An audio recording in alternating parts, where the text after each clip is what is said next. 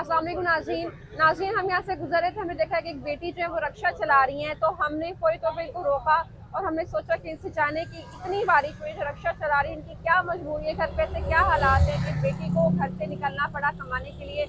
आइए इनसे जानते हैं इनकी कहानी, इनकी जुबानी। अस्सलाम वालेकुम। वालेकुम अस्सलाम। जी, सबसे पहले तो मुझे बताइए बेटा कि आप जो है वो रक्षा क्यों चला रही हैं और ऐसी क्या मजबूरी है कि आपको घर से निकलना पड़ा है? मैं रिक्शा चलाती हूँ क्योंकि मेरे घर में कोई कमाने वाला नहीं है, जिसकी वजह से मैं रिक्शा चला रही हूँ। मेरे पापा की जो है वो डेथ हो गई है 1 साल पहले, और मेरी वालदा मरीज़ा है जो घर में बीमार पड़ी हैं। मेरे छोटे छोटे जो हैं, एक बहन और एक भाई है घर में, राइट। और मैं सबसे बड़ी हूँ घर में, और मैं अपने घर वालों के लिए जो है वो बाहर निकली हूँ रिक्शा चलाती हूँ। ये मेरे पापा का रिक्शा है। सही। अच्छा, मुझे बताइए कि आपको क्यों निकलना पड़ा है? क्या भाई नहीं है घर में जो कमा सके? मेरा छोटा भाई है 11 साल का, और मेरी बहन जो है वो उससे थोड़ी सी बड़ी है। सही। तो हम 2 बहनें और एक भाई है। सही। मुझे बता रही बेटे कि आपकी वालदा बीमार हैं, तो क्या बीमारी है उनको? क्या मुश्किलात पेश आ रही हैं आपको? मेरी वालदा जो है वो शुगर की और फालिज की पेशेंट है, और उनको बीपी हाई का मसला है। वो कभी उनकी शुगर हाई हो जाती है, कभी उनको बीपी हाई का मसला होता है, और इन मसलों की वजह से उनको फालिज का अटैक हुआ, और वो फालिज में पड़ी हुई है घर में। वो ना उठ बैठ नहीं सकती, खुद चल फिर नहीं सकती। ठीक है। कितना खर्च बताया है डॉक्टर्स ने उनके इलाज के सिलसिले में? कितना खर्चा उनका महाना होता है जो आपको अदा करना पड़ा है? ये सारा बोझ आप पर आ रहा है? कम से कम जो है मंथ का तो बहुत ज्यादा लग जाता है। वैसे डेली की जो दवाई है अपनी रोज की जो मम्मा की लेती हूँ, वो 2 से 3 हजार की डेली की एक दिन की जो है वो दवाई आ रही है। सही। जी। यानी 2 से 3 हजार रोजाना की है, तो मतलब अंदाजा लगा लीजिए 30 दिन का 1 लाख से खर्चा तो ऊपर हो ही जाता होगा। मुझे बताइए, घर आपका अपना है?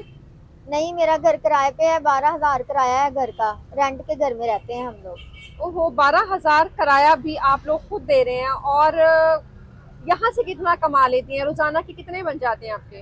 400-500 अगर ज्यादा, मतलब मैं ज्यादा देर रिक्शा चलाऊँ, मैं ज्यादातर रिक्शा चलाती नहीं हूँ। अगर ज्यादा देर रिक्शा चलाऊँ तो 600, इससे ज्यादा नहीं। बहुत थोड़ी कमाई है, बहुत खर्च है, वालदा का किराया और आपके यहाँ से कुछ भी नहीं बनते। सबसे पहले तो आपकी तारीफ करना चाहूंगी कि आप कमाने निकली हैं और आप कमाना चाहती हैं। मुझे बताइए कि कभी ऐसा ख्याल नहीं है कि आप भी गलत तरफ निकल जाएं और वहां से ज्यादा कमा सकें?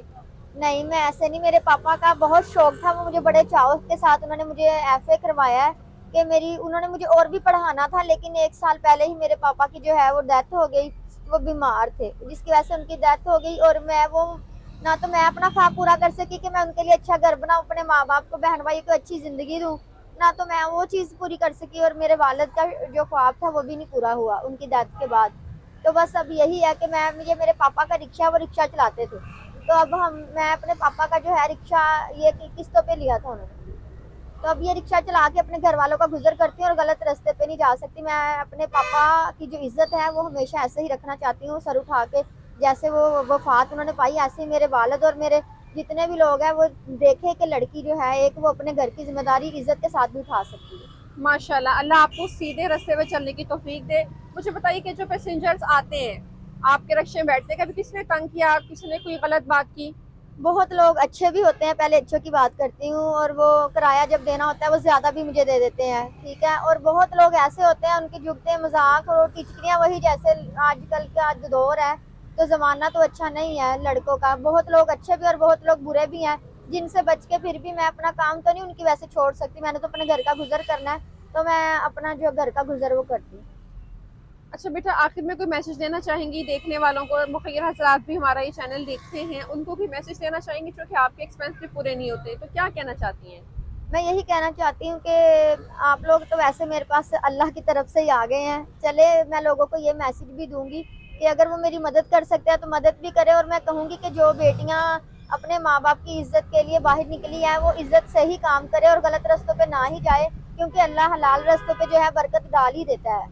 जी, आखिर में हमारी जो बेटियां देख रही हैं इस वक्त, उनको आप कोई मैसेज देना चाहेंगी? जी, मैं बिल्कुल यही कहना चाहूंगी कि अल्लाह तो वैसे किसी बेटी के सर से उसके वालिद का साया ना ही हटाए तो बेहतर है। ऐसे जो है ना, बेटियों के ऊपर जो जिम्मेदारियां आ जाती है, जिनके भाई नहीं होते जवान, तो उनको ऐसे ही घर के बाहर निकलना पड़ता है। और मैं कहती हूँ, अगर आपको घर से बाहर निकलना पड़ता है तो आप सबसे पहले अपने वालिद की और अपनी इज्जत को देखें, और फिर आप हलाल तरीके से ही रिजक कमा के, जो है रोजी कमा के, मेहनत करके अपने घर वालों का जो अखराजात, अपने अखराजात पूरे करें।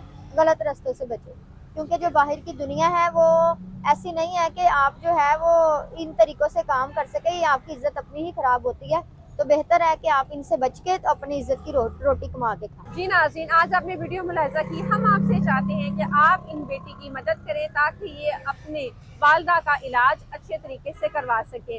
मज़ीद ऐसी इंफॉर्मेटिव वीडियोस देखने के लिए हमारे चैनल को लाइक और सब्सक्राइब करना हरगिज़ ना भूलिए। नेक्स्ट वीडियो में इंशाल्लाह फिर मिलते हैं। अल्लाह हाफ़िज़।